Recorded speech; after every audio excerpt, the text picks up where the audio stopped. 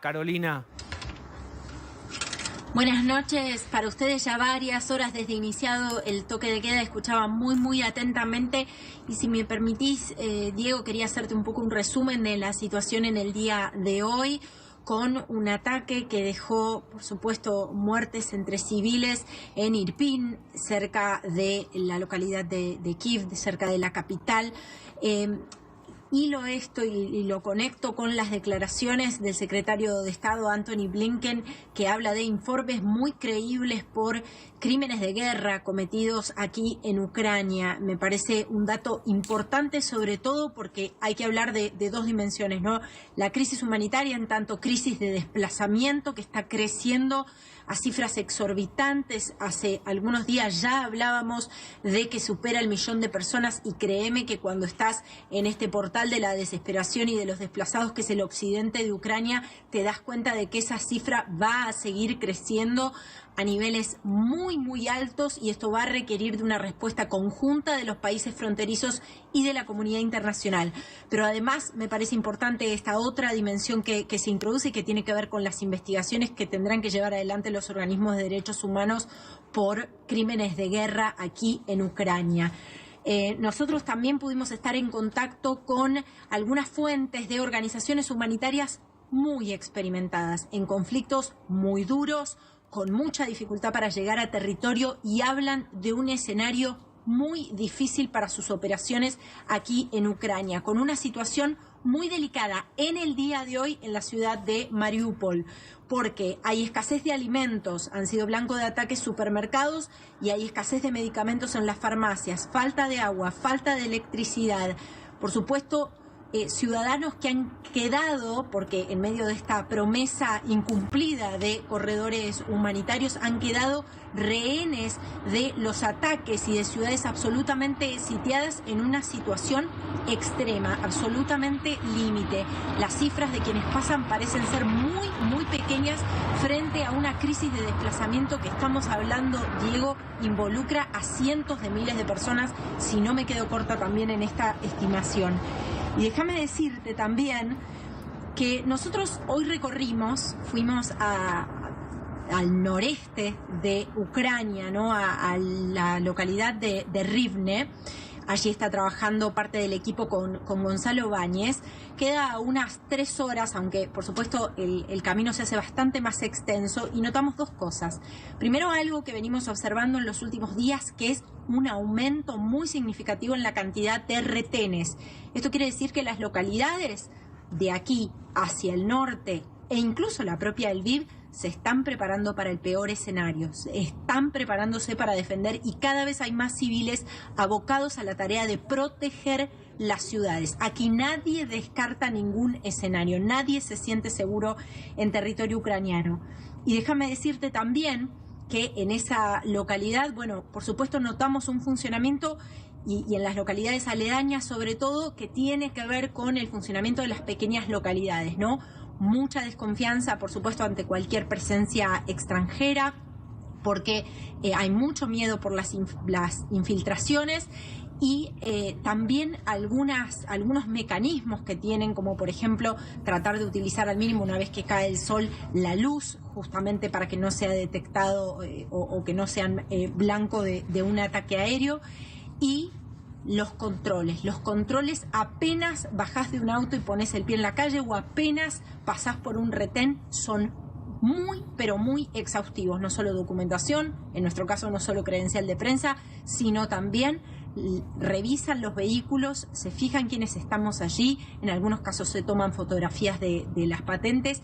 Es muy exhaustivo, y hay mucho clima de desconfianza. Bien. Esto convive, este miedo en el aire, convive, Diego, también con un profundo orgullo en su resistencia. Ellos sienten que han sorprendido al mundo, que el mundo quizás no creía o no sabía que la resistencia ucraniana podía ser tan potente como resultó ser en estos días. Por eso esto también ha de alguna manera fortalecido esas redes comunitarias donde cada uno, incluso los que se sentían días atrás más al margen, cada uno siente que tiene que cumplir con un deber. Ya no se trata de solidaridad con quienes están en una situación más apremiante y entonces es el acopio de ayuda humanitaria para enviarlo. Por supuesto que eso está, pero no desde una sensación o desde un sentimiento de solidaridad meramente.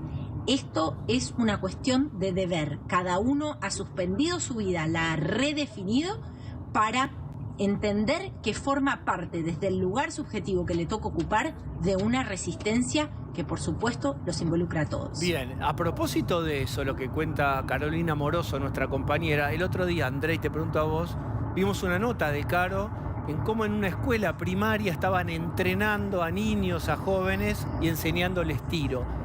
Digamos, ¿qué chances tiene esto frente a un ataque que uno supone tiene otra escala? Es morteros, misiles. ¿Cómo es ese entrenamiento que uno diría con las armas más básicas? ¿Qué chances tiene? Sí, ha habido mucha controversia en torno a lo que es la distribución de armas entre civiles, la creación de las fuerzas territoriales. La clásica pregunta es ¿qué puede hacer un civil con un arma si no tiene mucho entrenamiento? Hay que recordar que Ucrania hace 8 años que está en un conflicto armado y que antes era parte de la Unión Soviética. O sea, buena parte de su población mayor de 18 años ha recibido algún tipo de entrenamiento militar. Entonces, la mayoría de los que terminan recibiendo armas de fuego tienen algún nivel de capacitación en el empleo de esas armas. Ahora, esas armas y en esas circunstancias están pensadas ya, es la última instancia. O sea, son para las mismas personas que vemos que están armando las barricadas en las afueras de Kiev, que están poniendo las trampas para tanques, que están recibiendo algunos equipamientos antitanques, miras térmicas para poder ver en la noche, para cuando los rusos literalmente entren. Eso es la última instancia, ¿no? Si es que terminan entrando. Todavía la gran duda es si simplemente van a tratar de asediar a Kiev para que traten de capitular y no tener que entrar, porque los rusos sí entienden eso, que entrar a las ciudades es muy violento, muy complicado y van a sufrir muchas bajas. Es lo que les ha estado pasando, por ejemplo, en Kharkiv. Eric, ¿qué pensás de esto que dice nuestro compañero aquí, de la apuesta, de la dificultad de entrar, ya a tomar la ciudad, de esta defensa, de esa resistencia civil, con fusiles, pero que no son armas muy grandes, pero es una resistencia civil? Diego, estoy totalmente de acuerdo e inclusive lo leo mucho más.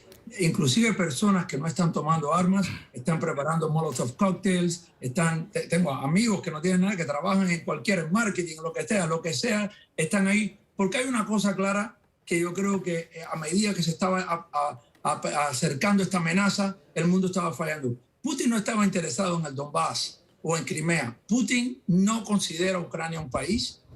Putin quiere marcar los territorios, los mapas de seguridad, y los ucranianos entienden eso. ¿Bien? Los ucranianos, antes del 2014, cuando yo vivía ahí, no había porque no hay animosidad entre rusos y ucranianos, ¿no? Pero el 2014 cambió algo, ¿no? La Crimea y como dijo el compañero aquí, los ucranianos llevan 8 años en guerras y muchos de ellos han pasado, no es lo mismo practicar, que van al servicio militar, que todavía es obligatorio, pero no es lo mismo eso que estar 8 años en guerra. Pero los ucranianos saben que si se rinden, a muchos le van a pasar la cuenta, ¿no? Hay una lista de una serie de activistas, personas que conozco personalmente, que estuvieron en el ejército antes, que están defendiendo plantas estratégicas, que están en lista de ser eliminados, ¿no? ¿Qué quiere, perdóname, qué significa concretamente? ¿Qué lista y para ser eliminados de qué? De matarlos. Mira, a ver, la inteligencia rusa lleva en Ucrania toda su vida. Bien, cada vez que tú ves un ataque ruso cibernético en algún otro país o alguna estrategia de propaganda, eso ha sido probado en Ucrania por años, ¿no? Por años. Eso es el efecto de la inteligencia rusa dentro de Ucrania ha sido grandísimo, y antes del 2014 tenían hasta el ejército penetrado, ¿no? En gran parte. Y eso se ha ido reformando en los últimos 8 años, que es importante. Pero esto de la resistencia, los rusos saben, yo coincido. Putin nunca, su intención original era invadir directamente una ciudad, porque sabe que no es lo mismo tener los números fuera de la ciudad que combatir calle a calle, en un lugar donde no conoces las esquinas, donde el pueblo está dispuesto a tirarte un molotov cocktail de una ventana, donde hay francotiradores. El otro día mataron a un general ruso, eso es un general de división, ¿no? Que estaba en el tema. Eso es muy difícil. Y yo creo que, de nuevo, esto se ha elevado más porque las ciudades primordialmente rusas, donde votaban a candidatos pro rusos de cierta manera. Donde tuvo Yanukovych, el candidato que se fue a Moscú después, la mayoría de sus votos, cuando ganó allá atrás, esas ciudades están diciendo no. Y hay algo muy claro. Esas ciudades que no estaban de acuerdo con el gobierno de Kiev, que es el tema del idioma y todo, pero no querían vivir bajo el sistema ruso. Si hubiesen querido vivir, podían simplemente haberse ido a Rusia. Nadie los iba a parar y los iban a dar bienvenida. Creo que eso es un tema principal. Creo que quieren cercar Kiev, porque un ataque a Kiev sufriría muchísimas bajas. Sería malísimo para Ucrania también, obviamente, pero los rusos saben que les costaría mucho. Eric, muchísimas gracias por esta comunicación. No, gracias a ustedes por la invitación. Bien, Caro, ¿cómo es la convivencia, si pudiste tener algún conocimiento al respecto, entre ucranianos y rusos? ¿Esto los enfrenta? Debe haber incluso familias cruzadas. Puede ocurrir incluso que un ataque ruso, el que está atacando, destruye a algún amigo o amigos de amigos. Es decir, están muy entrelazados rusos y ucranianos. Están muy entrelazadas también sus historias. Por supuesto, todo esto se ve atravesado por lo que ha sucedido en los últimos años, la guerra del Donbass y por supuesto esta última escalada, pero sus historias claramente están muy entrelazadas y las relaciones, las familias, absolutamente todo. Mira, nosotros ayer fuimos a un lugar que queda más o menos 1 hora y media de aquí, de donde estamos. Es una pequeña localidad. En un galpón había adultos mayores, justo los dos extremos de los rangos etarios, y un alumno universitario de 20 y pocos años que estaban fabricando las Molotov, ¿no? Para defender a su pueblo. Y una de las cosas que él decía es que establecía una diferenciación entre el pueblo de Rusia y los jóvenes de Rusia y el gobierno de Rusia. Y esto me parece que es un dato interesante también porque aquí juegan un rol muy, muy importante los jóvenes. Muchos de los que vemos liderando estas redes comunitarias de aporte a la resistencia, de armado de logística de suministros para el ejército, mucha de esta gente es gente joven. Gente que tiene una ventana al mundo lisa y llanamente con sus celulares y que sienten que lo que está en juego es su libertad y el mundo al que quieren pertenecer, el mundo del que quieren ser parte.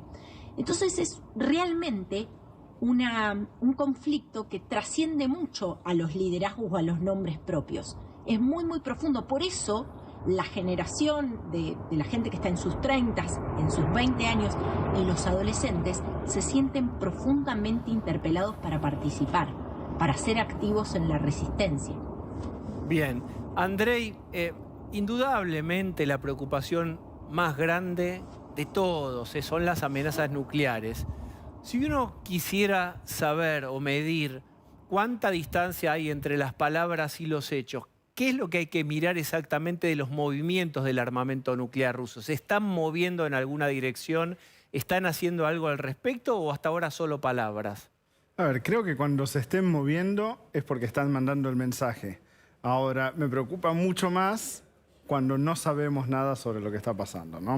En las últimas semanas vimos, por ejemplo, que casualmente transportaban misiles balísticos intercontinentales en un horario que claramente estaba transitado. Era obvio que eso iba a ser fotografiado, que iba a terminar en las redes sociales. Aumentás la alerta de tus fuerzas nucleares, se lo decís al mundo. Todo el mundo se va a enterar, no solo por el anuncio, sino porque los países de la OTAN están monitoreando la frecuencia con la que vuelan los bombarderos nucleares, si hay algún tipo de misiones nuevas. O sea, el problema es cuando tienes silencio de radio, literalmente hay silencio de radio.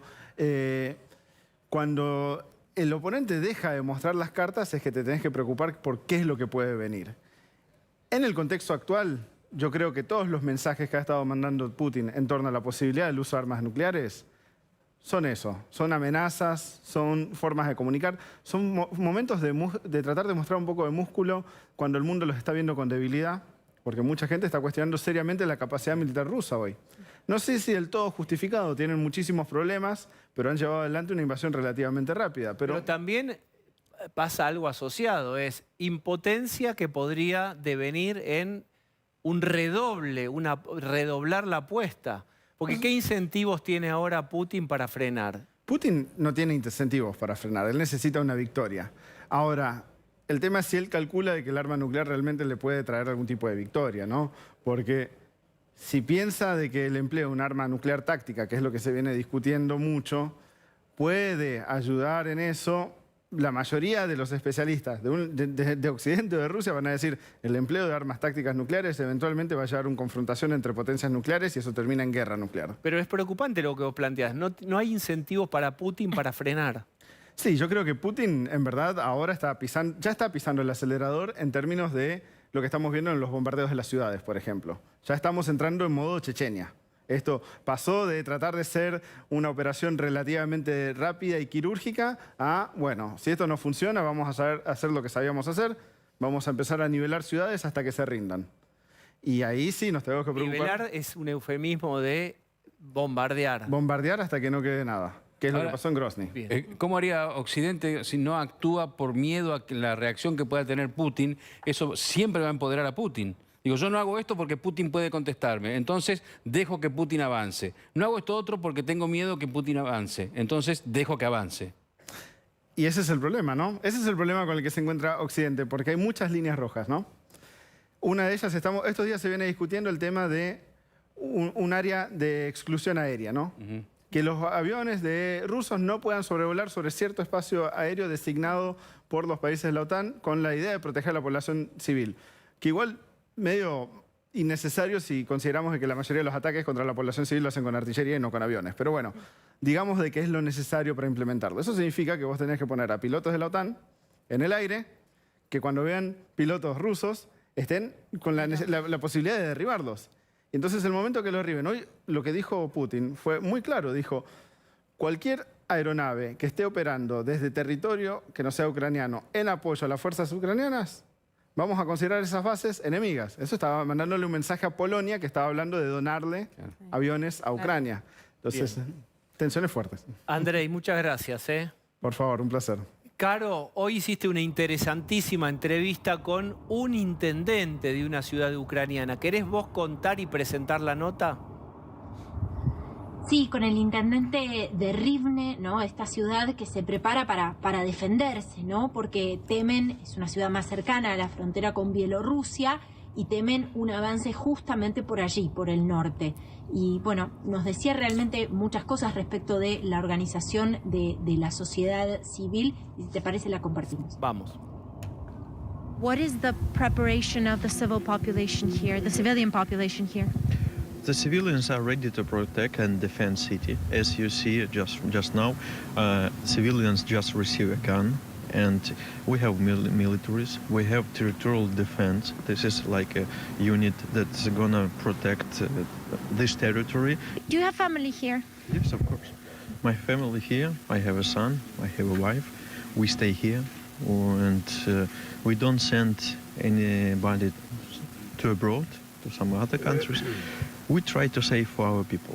What about the people who are coming in from Kiev or who are coming in from Kharkov? You just told me that there are many people coming in. What situations are they in? Yeah, we receive thousands and thousands of people who come here to western part of Ukraine and especially to our city. We are ready to open the door for probably 17,000 refugees. And some of them come here and stay here in Rivne, and some of them, they just go further to the Polish border, to Germany, as refugees. Some of them staying in our region, western part of Ukraine. Caro, lo que uno ve es la fortaleza mental, la decisión todavía inquebrantable de los ucranianos, a quien quieras escuchar, y con la convicción de que van a defenderse, que ellos son un país y que no quieren ser anexados ni quieren que les pongan un presidente que obedezca a Putin. Sí, absolutamente. Y también esta idea en muchos de resistir hasta lo último. Digo, hay muchísima gente, yo veía mucha gente agrupada en las afueras de la estación de aquí del Lviv, donde por supuesto se ven los rostros más desesperados, ¿no? Gente que realmente quiere llegar principalmente a Polonia, quiere subirse a una formación de tren y quiere de alguna manera dejar atrás al menos parte de la pesadilla. Por supuesto, en muchos casos, y vuelvo a repetir, son mujeres solas con sus hijos, con lo cual esa pesadilla viene consigo porque no saben qué será del destino del ser amado que dejaron atrás. Pero la verdad es que también vemos muchísima gente, y te contaba por eso también la referencia del BIB, que se para a recibir gente, a decirle, tengo espacio en mi casa para un adulto y 3 niños, porque están convencidos de que se van a quedar aquí. La frase, esta es nuestra tierra, la he escuchado incontables veces. Esta es nuestra tierra. Y recuerdo, tengo la imagen vívida de una madre con su hija de 18 años que terminó su diálogo con nosotros diciéndome, Ukrainians fight like lions. Los ucranianos luchan como leones, ¿no? Ellos de alguna manera están retroalimentados por la resistencia, que a su vez se hace más fuerte o cobra impulso también a partir de estas redes ciudadanas que sienten una necesidad en muchos casos de quedarse. Claro, recordemos, estamos en el occidente, que ha sido testigo de lo peor, del rostro más descarnado y crudo de esta guerra, pero que afortunadamente no lo ha vivido. De todos modos, se preparan para el peor escenario y muchos repiten una y otra vez, esta es nuestra tierra. Caro, muchas gracias por esta conversación, por la información, y otra vez queremos felicitarte a vos y a todo el equipo por la enorme cobertura que están haciendo allí desde el Lviv en Ucrania. Gracias.